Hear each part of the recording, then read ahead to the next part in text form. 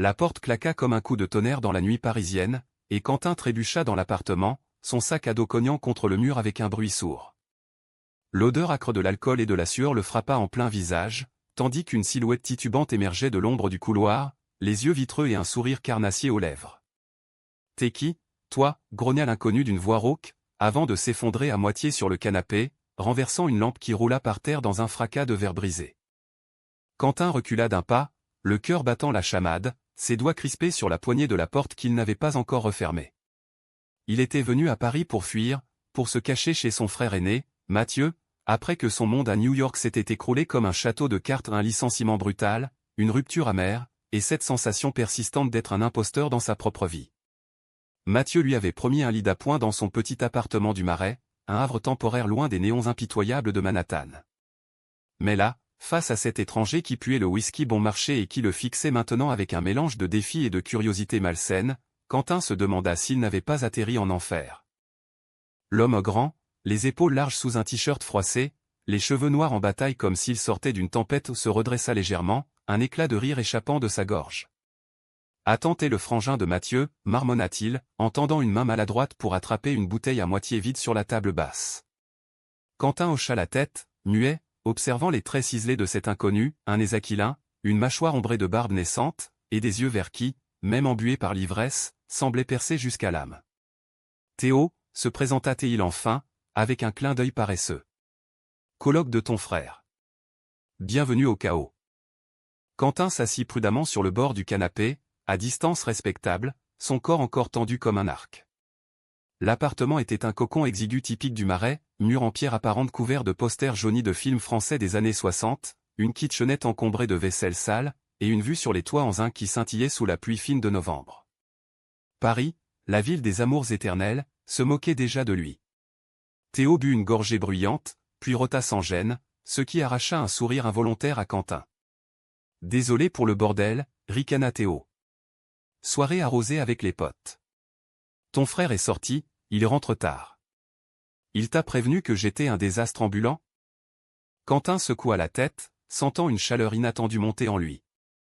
Il n'était pas venu pour ça ou pour un colocataire ivre qui le dévisageait comme si c'était la première proie intéressante de la nuit. À New York, Quentin avait fui les nuits solitaires dans des bars gays anonymes, où les regards se croisaient sans promesse, où les corps se frôlaient sans tendresse. Ici, dans cette bulle parisienne imprégnée d'humidité et de tabac froid, quelque chose de primal remuait déjà. « Je m'appelle Quentin » répondit-il enfin, sa voix plus assurée qu'il ne l'aurait cru. « Et non, il m'a juste dit que t'étais fiable. » Théo éclata de rire, un son grave et rocailleux qui fit vibrer l'air. « Fiable ? Ton frère est un menteur. Viens, bois un coup. Ça détendra tes épaules. On dirait que t'as vu un fantôme. » Il poussa la bouteille vers Quentin, qui hésita une seconde avant d'accepter. Le liquide ambré brûla sa gorge, réveillant des souvenirs enfouis, des nuits à Brooklyn, des baisers volés sous la pluie, un ex qu'il avait laissé vide comme un coquillage brisé. Théo l'observait, ses yeux s'attardant un peu trop sur la courbe de son cou, sur la façon dont sa chemise blanche collait à sa peau moite de voyage. Les heures s'étirèrent comme un élastique tendu. Théo raconta des bribes de sa vie à un graphiste freelance de 32 ans, originaire de Lyon, qui avait fui la province pour les lumières de Paris, mais qui s'était retrouvé piégé dans une routine de deadline et de cœur brisé. « Les mecs ici, ils te baisent et te larguent avant le petit-déj » lâcha-t-il avec un haussement d'épaule. Quentin écoutait, captivé malgré lui, partageant à son tour des fragments de son propre naufrage, le job perdu dans une agence de pub, l'amant qui avait préféré un mannequin plus jeune. Pour la première fois depuis des mois, il se sentait vu, vraiment vu, au-delà des masques qu'il arborait pour survivre. Quand la bouteille fut vide, Théo se leva en titubant et alluma une cigarette, la fumée dansant dans la pénombre. « T'es pas comme les Américains que je connais » murmura-t-il, s'approchant un peu trop près.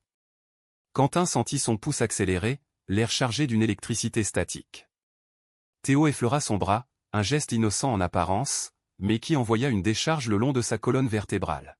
« T'as l'air perdu. Mais putain, t'es beau quand t'es vulnérable. » Quentin ne recula pas. Au contraire, il leva les yeux, croisant ce regard vers qui le défiait. La pluie tambourinait contre les vitres, un rythme hypnotique. Théo se pencha, ses lèvres frôlant presque celles de Quentin dans un souffle d'alcool et de désir. Mais au dernier moment, Quentin détourna la tête, le cœur en vrac. Pas comme ça, chuchota Théil. Pas ivre. Théo s'arrêta net, un éclat de surprise dans les yeux, puis recula avec un sourire amer. T'as raison. Demain, alors. Si t'es encore là. Quentin s'effondra sur le lit d'appoint dans la chambre d'amis, l'esprit en ébullition. Le matelas était fin, les draps sentaient le linge propre et l'encaustique. Il fixa le plafond craquelé, écoutant les ronflements intermittents de Théo dans la pièce voisine. Paris l'avait piégé dès la première nuit, un colocataire ivre, un frère absent, et ce frisson interdit qui le traversait comme une lame. Il ferma les yeux, mais le sommeil ne vint pas. Au lieu de ça, des images défilèrent, des baisers volés, des corps entrelacés, une passion qui pourrait tout détruire. Le matin arriva trop vite, baignant l'appartement d'une lumière grise et laiteuse. Quentin se leva, la tête lourde, et trouva la cuisine en pagaille, tasse sale, reste de pizza froide. Théo était là, torse nu, penché sur la machine à café, ses muscles saillants sous la peau tatouée d'un dragon stylisé qui serpentait de son épaule à ses reins. Il se tourna, un sourire en coin. « Café » proposa-t-il, comme si la nuit précédente n'avait été qu'un rêve flou. Quentin accepta, s'asseyant à la table en bois éraflée. « Pour hier soir » commença Théo, versant le liquide noir et fumant. « J'étais défoncé. Désolé si j'ai été trop. » Quentin secoua la tête, sentant une rougeur monter à ses joues. C'était rien. Juste intense. Ils burent en silence, le tic-tac d'une horloge marquant les secondes comme des battements de cœur. Puis Mathieu entra en trombe, son manteau dégoulinant de pluie, une écharpe rouge autour du cou. « Quentin !» « Mon vieux !» s'exclama-t-il, serrant son frère dans une étreinte bourrue. Mathieu, 35 ans, prof de littérature à la Sorbonne, était l'incarnation du français intello, lunettes rondes, barbe taillée, et un accent parisien qui coulait comme du miel. Les présentations furent brèves. Théo serra la main de Quentin avec une fermeté nouvelle, ses yeux évitant les siens. La journée s'écoula en un tourbillon, balade le long de la Seine, croissant chaud chez un boulanger du quartier, et des histoires d'enfance partagées autour d'un apéro. Mathieu parlait de Paris comme d'une amante capricieuse, Théo hochait la tête en riant, mais Quentin captait les regards furtifs que ce dernier lui lançait par-dessus son verre de vin. Un jeu dangereux, se dit-il. Mais le désir, une fois allumé, ne s'éteint pas si facilement. Le soir venu, Mathieu partit pour une conférence à Lyon, laissant les deux hommes seuls dans l'appartement. 2 jours sans lui, annonça Théo en débouchant une bouteille de Bordeaux. On survit ? Quentin acquiesça, le cœur serré. La nuit précédente avait été un avertissement, celle-ci serait une tentation. Ils dînèrent de pâtes à la carbonara, rirent de films idiots sur une vieille télé cathodique, et quand la pluie recommença à tomber, Théo alluma la cheminée électrique, transformant le salon en cocon orangé. « Raconte-moi New York » demanda Théo, s'allongeant sur le tapis, la tête sur un coussin. Quentin s'installa à côté de lui, leurs épaules se frôlant. Il parla des gratte-ciel qui percent les nuages, des nuits blanches dans des clubs underground où les identités se dissolvent dans la musique techno. Théo l'écoutait, les yeux mi-clos, sa main glissant imperceptiblement vers celle de Quentin. « Et l'amour, là-bas » murmura-t-il. Quentin hésita, puis avoua « un mensonge. » Décor, pas d'âme. Théo se redressa, son visage à quelques centimètres. Ici, c'est pareil. Sauf quand ça frappe comme la foudre. Leurs lèvres se rencontrèrent enfin, douces et hésitantes au début, puis affamées, un feu qui consumait les doutes. Quentin sentit les mains de Théo sur sa peau, explorant, caressant, effaçant les cicatrices invisibles de ses échecs passés. Ils roulèrent sur le tapis, riant et gémissant, le monde extérieur réduit à un murmure.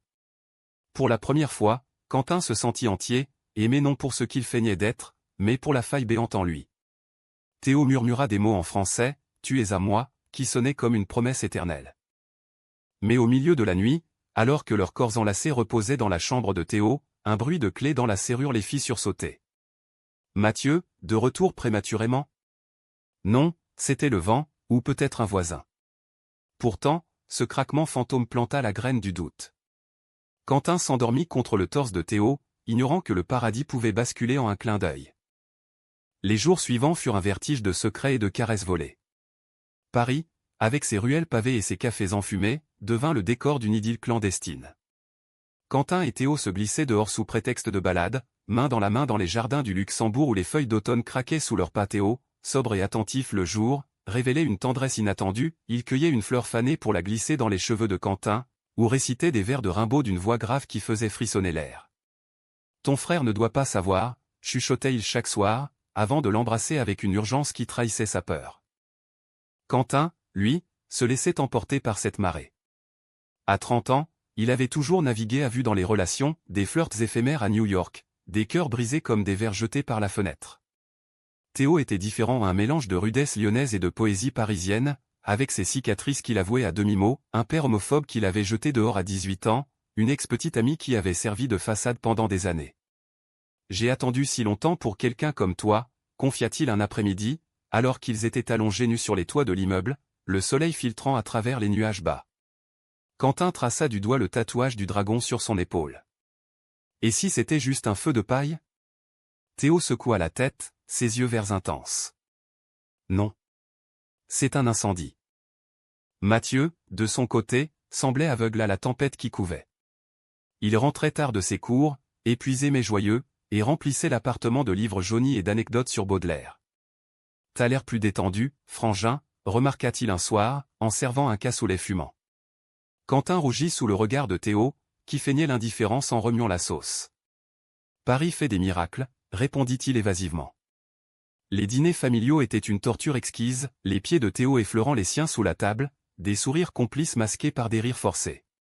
Quentin se surprenait à inventer des excuses pour rester, prolongeant son séjour au-delà des 2 semaines prévues. Son CV traînait sur l'ordinateur, ignoré, les appels de New York restaient sans réponse. Mais les fissures apparurent vite. Une nuit, après une dispute futile, Théo accusant Quentin d'être trop distant en public, ils firent l'amour avec une violence nouvelle, des ongles qui griffent, des mots crus qui claquent comme des fouets. « Tu me rends fou », haleta Théo, son corps luisant de sueur contre le sien. Quentin, les larmes aux yeux, murmura « Et toi, tu me terrifies ». Le lendemain, la culpabilité le rongeait. Il sortit seul, errant dans les galeries du Louvre, où les statues antiques semblaient le juger de leurs yeux de marbre. La Joconde souriait, énigmatique, comme si elle connaissait déjà la fin de l'histoire. Théo, quant à lui, sombra dans une mélancolie qu'il masquait mal. Quentin le surprit un soir en train de fouiller dans de vieilles photos sur son téléphone, un jeune homme souriant, aux cheveux blonds, enlacé avec lui sur une plage de la Côte d'Azur. « Mon premier amour », expliqua Théo d'une voix brisée, quand Quentin l'interrogea. Il s'appelait Lucas. Parti trop tôt, d'une overdose. J'ai juré de ne plus m'attacher. Quentin sentit une pointe de jalousie, vite noyée dans la compassion. Il serra Théo contre lui, promettant en silence de ne pas le laisser tomber. Pourtant, le destin, ce farceur parisien, avait d'autres plans.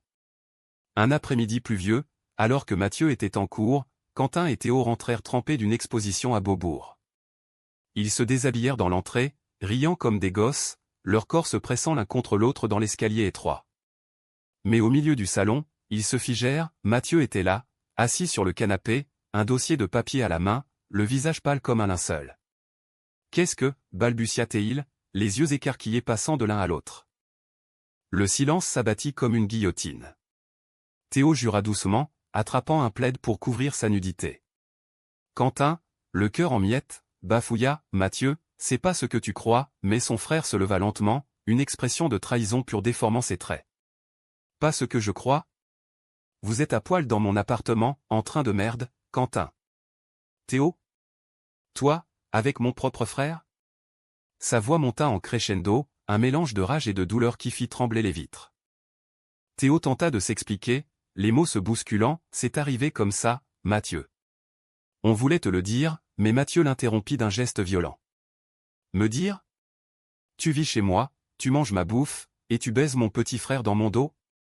T'es qu'un ingrat. » Il se tourna vers Quentin, les yeux brillants de larmes. « Et toi, t'arrives ici en pleurnichant, je t'ouvre mes portes, et c'est comme ça que tu me remercies ? En couchant avec mon coloc ?» Quentin sentit le sol se dérober. Son frère, son roc, le regardait comme un stranger. « C'est plus que ça, » murmura-t-il, la voix étranglée. « C'est de l'amour. » Mathieu ricana, un son amer et cassé. « De l'amour ? Dans cette famille, on sait ce que ça vaut. Papa nous a appris, l'amour gay, c'est la honte, le scandale.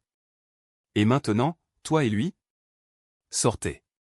Tous les deux. Il claqua la porte de sa chambre, le verrou tournant avec un cliquetis définitif. Théo et Quentin se rhabillèrent en silence, l'air lourd d'humiliation. Dehors, la pluie avait cessé, laissant Paris luisant et froid. « On va où » demanda Quentin, la voix tremblante. Théo haussa les épaules, serrant sa main. « N'importe où, tant que c'est ensemble. » Ils errèrent dans les rues du Marais, main dans la main malgré les regards curieux des passants. Théo appela un ami pour un canapé d'appoint dans le 11e, un studio exigu près de Bastille. La nuit fut un cauchemar, Théo buvant pour noyer sa culpabilité, Quentin fixant le plafond en se demandant si son frère avait raison. Était-ce vraiment de l'amour, ou juste une fuite en avant? Au petit matin, un texto de Mathieu arriva, « Ne reviens pas. » Jamais. Quentin effaça le message, mais la blessure saignait. Pourtant, dans les jours qui suivirent, leur lien se renforça comme une armure.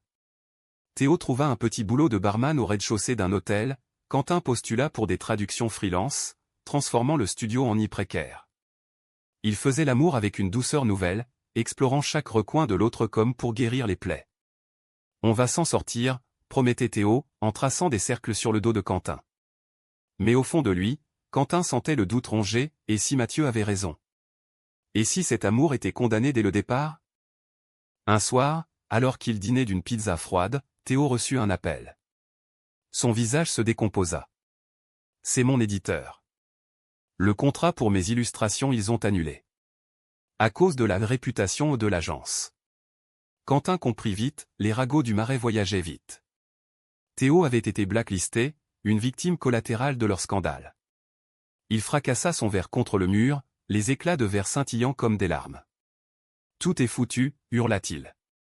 Quentin l'étreignit, mais pour la première fois, Théo se dégagea. Peut-être que c'était une erreur. Toi et moi. Le cœur de Quentin se brisa un peu plus. Était-ce le début de la fin? Paris, si romantique en surface, révélait ses crocs, la jalousie fraternelle, les préjugés enfouis, les carrières fragiles. Pourtant, au milieu de la tourmente, un espoir ténu persistait, celui d'un amour qui défie les tempêtes. Le studio près de Bastille devint leur forteresse, un réduit aux murs jaunis par la nicotine et aux fenêtres donnant sur une cour intérieure où les chats miaulaient la nuit. Quentin et Théo y survivaient comme des naufragés, matelas gonflables qui fuyaient, douches froides qui goûtaient, et des repas improvisés à base de baguettes racies et de fromage périmé. Mais dans cette précarité, leur amour fleurissait, sauvage et résilie, comme une rose poussant à travers le béton. Théo, malgré le coup dur avec son éditeur, se levait aux aurores pour griffonner des croquis sur des serviettes en papier, ses yeux verts hantés par une créativité dévorante. Quentin, lui, enchaînait les entretiens virtuels avec des agences françaises, son accent américain devenant un atout exotique qui masquait à peine son désespoir intérieur. Pourtant, les ombres s'allongeaient. Mathieu, ce fantôme têtu, hantait leur conversation. Quentin envoyait des messages suppliants, « Parle-moi, s'il te plaît », mais seul le silence répondait, un mur plus impénétrable que les remparts de Notre-Dame. Théo, pragmatique, tentait de le raisonner, il a besoin de temps. Les frères, c'est sacré. Mais Quentin savait mieux, leur famille, issue d'un petit village normand où le père réparait des tracteurs et la mère priait pour des fils, normaux, avait toujours vu l'homosexualité comme une malédiction.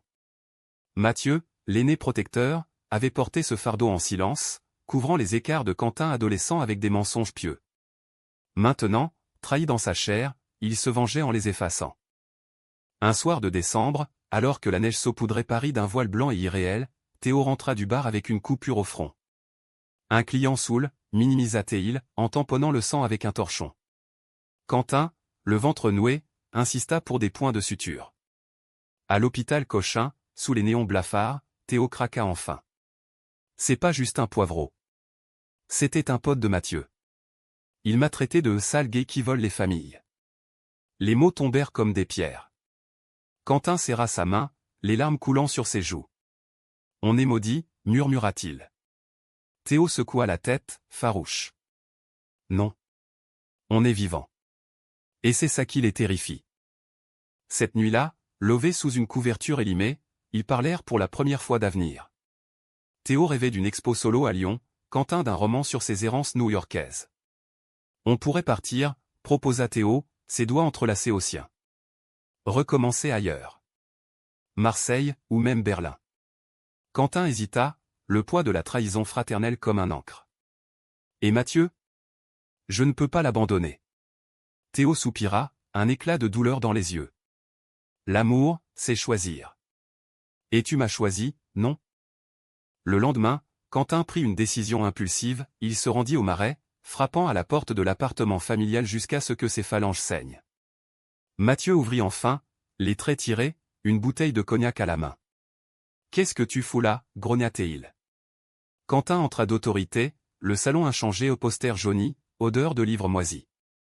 On parle. Maintenant. Mathieu s'effondra sur le canapé, défait. T'as ruiné tout. Théo, c'était comme un frère pour moi. Et toi t'as tout sali.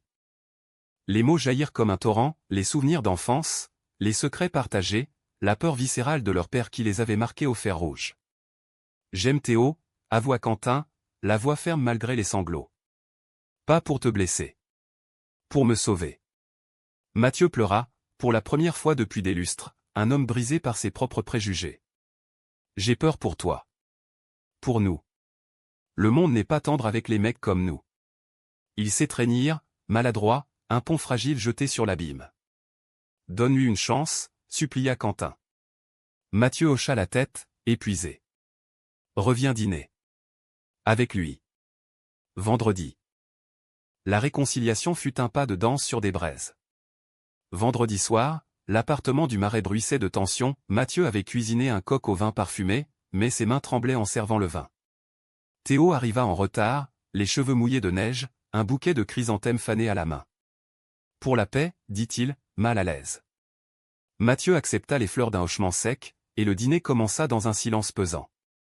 Puis, comme un sortilège, les verres tintèrent, les anecdotes coulèrent, Théo racontant ses déboires lyonnais, Mathieu citant Verlaine sur l'amour maudit.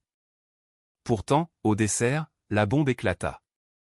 Mathieu, les joues rougies par le vin, lâcha, j'ai vu Lucas, l'autre jour. À une expo. Il m'a parlé de Théo.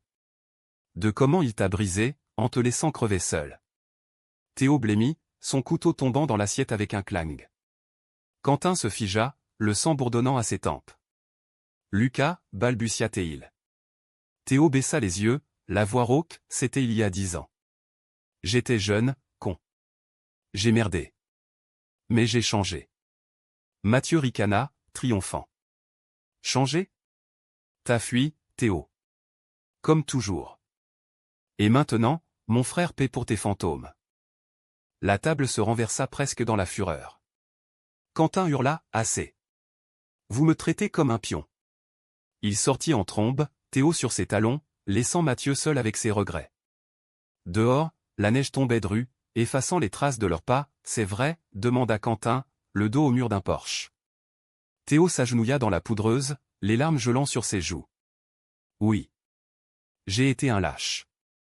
Mais avec toi, je combats. Laisse-moi te prouver. Quentin, déchiré, l'aida à se relever. Leur baiser fut salé de neige et de sel, un serment dans le froid.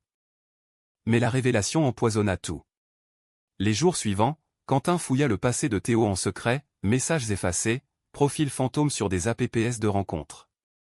Il découvrit des nuits solitaires, des promesses brisées, un pattern de fuite. Théo, sentant le mur se dresser, devint distant, noyant ses doutes dans le travail. Un soir, rentrant d'une soirée au bar, Quentin le trouva entouré de collègues, des rires trop forts, des regards trop appuyés. Un baiser volé sur la joue d'un barman blond le transperça comme une lame. Juste un pote, jura Théo plus tard, au lit. Mais le doute s'était insinué, venimeux. Le climax survint une nuit de Nouvel An, alors que Paris explosait en feux d'artifice. Théo, ivre de champagne volé, avoua tout, j'ai revu Lucas. Pas pour baiser. Pour clore le chapitre. Mais je t'aime, Quentin. Plus que tout. Quentin, le cœur en lambeaux, le gifla un geste impulsif, regretté aussitôt. Tu mens encore, hurla-t-il. Théo, le jour rougit, murmura, peut-être. Mais sans toi, je suis rien. Ils se séparèrent dans la confusion, Quentin fuyant dans la nuit illuminée, les explosions masquant ses sanglots. Seul dans un hôtel miteux, Quentin toucha le fond, appel à Mathieu ignoré, un billet de retour pour New York acheté dans l'euphorie du désespoir. L'amour, ce mirage parisien, n'était qu'une illusion. Pourtant, au lever du jour, un texto de Théo, « Ne pars pas, laisse-moi réparer ». Quentin hésita, le téléphone tremblant dans sa main. Paris, impitoyable et magnétique, attendait sa réponse. Les feux d'artifice s'étaient tus, laissant Paris enveloppé d'un silence ouaté, comme si la ville elle-même retenait son souffle. Quentin, prostré dans la chambre d'hôtel aux murs tapissés de papier peint défraîchi, fixait le plafond où des taches d'humidité dessinaient des cartes imaginaires de son cœur brisé. Le billet pour New York gisait sur la table de nuit, un aller simple imprimé à la hâte, symbole d'une défaite qu'il ne pouvait plus nier. Théo avait menti, encore et encore, pas par malveillance, peut-être, mais par cette lâcheté viscérale qui rongeait les hommes comme lui, ces âmes piégées entre désir et peur. Et Quentin, l'Américain rêveur, avait gobé l'appât, se brûlant les ailes au feu de cette passion illicite. Pourtant, le texto de Théo pulsait comme un phare dans la tempête, « Ne pars pas, laisse-moi réparer ». Quentin le relut 100 fois, les doigts hésitants sur l'écran. Réparer quoi? Un amour fondé sur des sables mouvants, un frère trahi, une vie en miettes? Il composa le numéro de Mathieu, pour la énième fois, et cette fois, la voix familière répondit, « Rauque de veille ». Quentin. Le simple son de son nom fissura la digue. « J'ai tout gâché », sanglota Quentin. Mathieu, après un silence lourd, murmura, « Viens. On parle. » Sans Théo. L'appartement du Marais, le lendemain matin, baignait dans une lumière hivernale pâle, filtrée par les voilages jaunis. Mathieu l'attendait avec un café fumant et un regard las, les cernes creusées comme des tranchées. Pas d'étreinte, pas de pardon immédiat, juste une tasse tendue et un « Assieds-toi ». Ils parlèrent des heures durant, déterrant les cadavres familiaux, le père qui les avait surpris, adolescent, en train de fouiller ses revues porno, et qui avait hurlé, « Pas mes fils », la mère qui avait pleuré en silence, préférant le déni à la vérité. « J'ai toujours su pour toi », avoua Mathieu. « Mais Théo, c'était comme si tu me volais un morceau de moi. » Quentin, les yeux rougis, confessa sa terreur, « J'aime vraiment, Mathieu. Mais ça fait mal. Partout. » Mathieu posa une main sur son épaule, un geste hésitant mais sincère. « L'amour gay, c'est une guerre. Contre le monde, contre soi. Si tu pars, tu fuis. Si tu restes, tu saignes. Choisis ton champ de bataille. » Ces mots, simples et profonds, allumèrent une étincelle en Quentin. Il n'était pas un lâche. Pas comme Théo, ou comme le garçon qu'il avait été à New York. Il rendit le billet, annula le vol, et composa le numéro de Théo. Rendez-vous au Pont des Arts. À midi. On finit ça.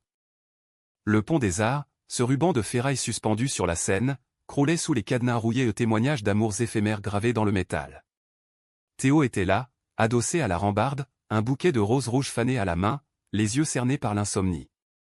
Il portait un manteau noir trop grand, qui flottait comme une cape de pénitent. Quentin, souffla-t-il en le voyant approcher, la voix brisée. Quentin s'arrêta à distance, le vent froid fouettant ses joues. Pas de mensonge. Plus jamais. Raconte-moi tout sur Lucas. Sur toi. Théo obéit, les mots coulant comme un fleuve en crue.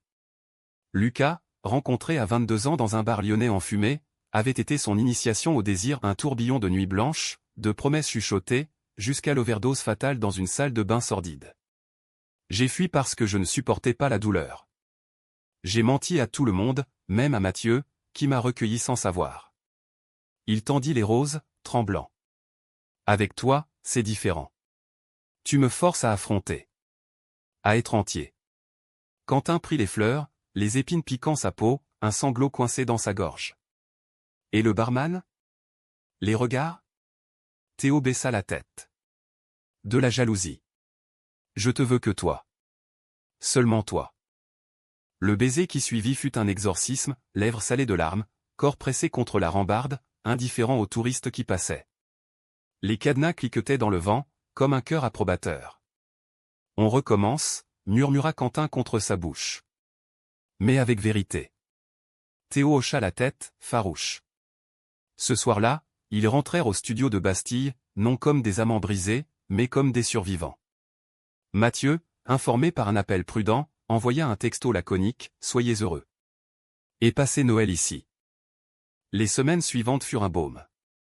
Théo décrocha un contrat freelance pour une revue queer underground, ces illustrations sombres et tendres capturant l'essence de leur histoire, deux silhouettes enlacées sous un ciel parisien tourmenté. Quentin, inspiré, commença à écrire un récit semi-autobiographique sur un Américain perdu en France, trouvant l'amour dans les décombres d'une trahison fraternelle. Leurs journées se rythmèrent d'une routine douce amère, matin paresseux au lit, après-midi à flâner dans les marchés aux puces de Saint-Ouen, soir où Théo cuisinait des ratatouilles lyonnaises pendant que Quentin tapait frénétiquement sur son laptop. Mais le passé, ce chien fidèle, revint hanter.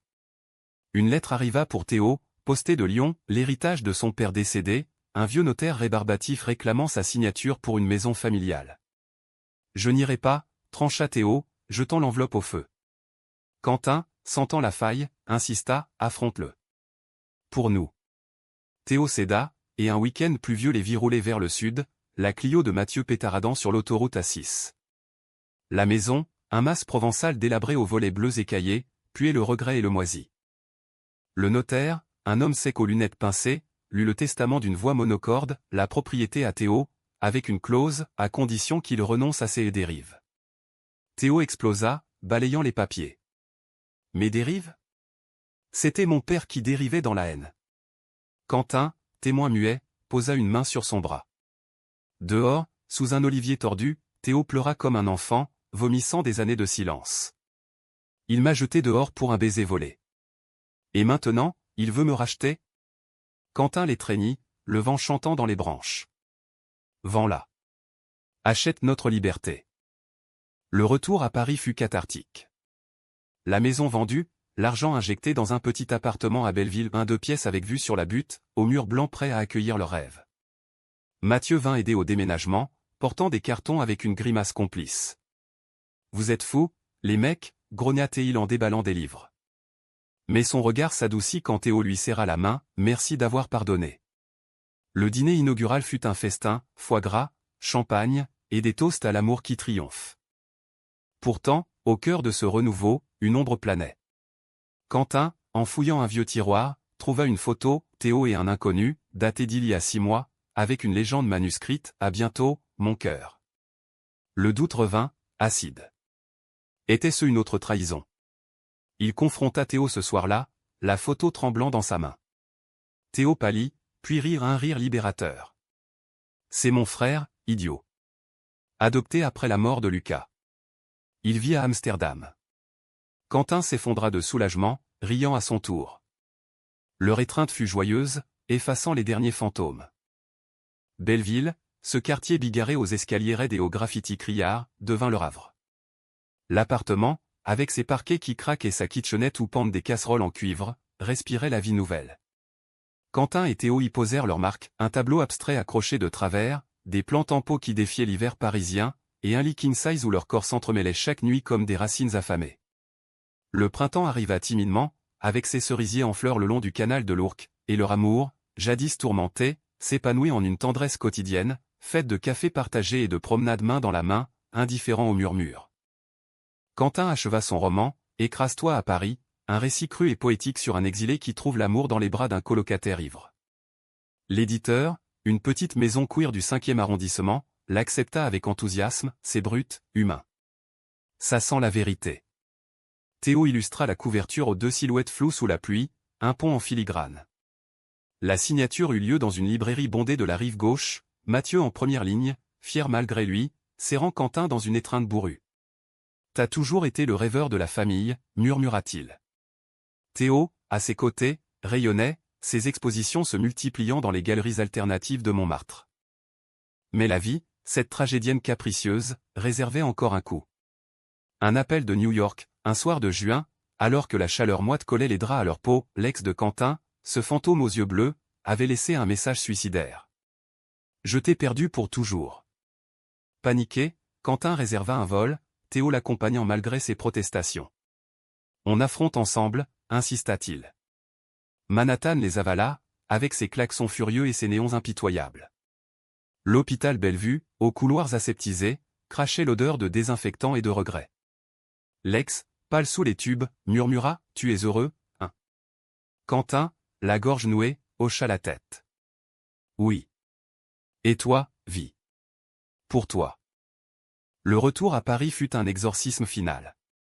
Théo, qui avait affronté ses propres démons à travers Quentin, organisa une soirée d'adieu aux fantômes, un pique-nique au Père-Lachaise, sous les tombes de Proust et Wilde, avec Mathieu et une poignée d'amis. Ils burent du rosé tiède, rirent des anecdotes absurdes, et quand la nuit tomba, Théo prit la parole, sa voix grave portant sur les allées sombres, « J'ai fui longtemps. Trahi des frères, des amours. Mais ici, avec Quentin, j'ai appris à rester. À aimer sans chaîne. » Quentin, les yeux humides, l'embrassa sous les étoiles, un serment muet. L'été s'étira en une danse paresseuse, voyage en train vers la Provence, où Théo montra à Quentin les champs de lavande qui ondulaient comme des vagues violettes, nuit blanche à danser dans des clubs du Marais, leurs corps collés sous les lasers, et des matins où Quentin se réveillait avec la tête de Théo sur son torse, écoutant les pigeons roucouler sur le rebord de la fenêtre. Mathieu, réconcilié, devint le parrain officieux de leur couple, invitant à des dîners littéraires, où ils disséquaient leur folie romantique, avec un sourire en coin. Pourtant, la humanité de leur histoire résidait dans les failles persistantes. Théo, hanté par son père, consulta un thérapeute, transformant ses séances en croquis thérapeutiques qu'il exposa plus tard. Quentin, à son tour, affronta ses insécurités new-yorkaises en écrivant une suite à son roman, explorant la vulnérabilité comme une force. Un soir d'automne, alors que les feuilles rougissaient les trottoirs, ils adoptèrent un chat errant à un matou gris aux yeux verts comme ceux de Théo, qu'ils nommèrent Baudelaire. Notre famille, rit Quentin, en le voyant ronronner sur le canapé. Le climax inattendu survint un matin de novembre, 2 ans jour pour jour après l'arrivée chaotique de Quentin. Une lettre du notaire lyonnais, un legs supplémentaire de la mère de Théo, décédée en silence, avec une note manuscrite, « Fils, vis libre. Maman t'aime. » Théo pleura des heures, Quentin le berçant comme un enfant. À l'enterrement, une messe discrète dans une chapelle provençale, ils se tinrent la main, face à une poignée de villageois gauches. « C'est fini, » murmura Théo en rentrant. « Les chaînes sont brisées. » Le dénouement fut une célébration douce amère. Pas de mariage clinquant, ils n'y croyaient pas, ces deux âmes rebelles, mais un engagement intime, des alliances en argent martelé, gravées d'un dragon et d'une rose entrelacée, échangées sur le pont des Arts, là où tout avait basculé. Mathieu fut témoin, un toast à la main, à l'amour qui guérit les trahisons. Paris, témoin indifférent, scintilla sous un ciel clair, la Seine coulant comme un fil d'argent. Quentin, assis sur un banc des quais des années plus tard, un manuscrit achevé sur les genoux, regarderait Théo dessiner à côté de lui, leurs mains liées. L'amour n'était pas un conte de fées, il saignait, trahissait, reconstruisait. Mais dans cette ville de lumière et d'ombre, il avait appris la rédemption. Pas une fin heureuse parfaite, mais une humanité profonde, 2 hommes, imparfaits, s'aimant malgré tout. Et c'était suffisant.